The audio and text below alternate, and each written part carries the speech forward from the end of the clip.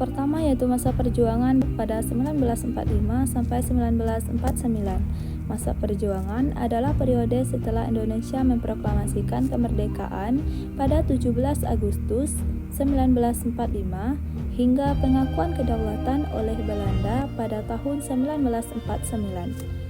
Pada masa ini, bangsa Indonesia berjuang mempertahankan kemerdekaan dari ancaman penjajah Belanda yang ingin kembali berkuasa.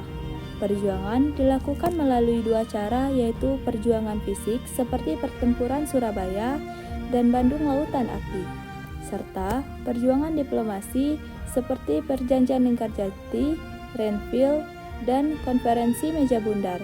Akhirnya, Belanda mengakui kedaulatan Indonesia pada 27 Desember 1949.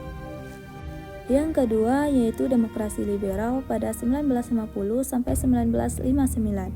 Demokrasi liberal adalah sistem pemerintahan yang berlaku di Indonesia setelah kembali menjadi Negara Kesatuan Republik Indonesia pada tahun 1950. Pada masa ini, sistem pemerintahan menggunakan kabinet parlementer di mana Perdana Menteri memimpin pemerintahan.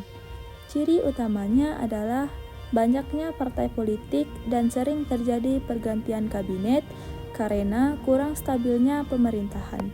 Walaupun demokrasi berjalan cukup bebas, namun pembangunan kurang maksimal karena pemerintah sering berganti.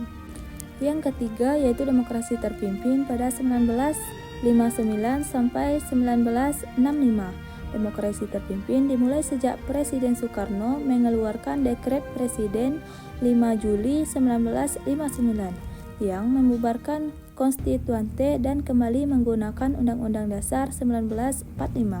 Pada masa ini, kekuasaan lebih terpusat pada Presiden. Presiden memiliki peran yang sangat besar dalam pemerintahan. Partai politik kurang berpengaruh dan muncul konsep nasakom, nasionalisme, agama, dan komunisme. Masa ini berakhir setelah terjadinya peristiwa G30S tahun 1965. Yang keempat, Perang Dingin pada 1947 sampai 1991. Perang Dingin adalah persaingan politik, ekonomi, dan militer antara dua negara adidaya yaitu Amerika Serikat dan Uni Soviet setelah Perang Dunia II.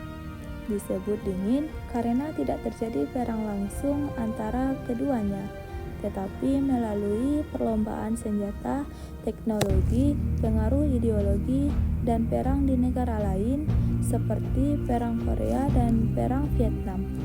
Amerika Serikat mewakili paham liberal kapitalis, sedangkan Uni Soviet mewakili paham komunis sosialis. Perang Dingin berakhir setelah runtuhnya Uni Soviet pada tahun 1991.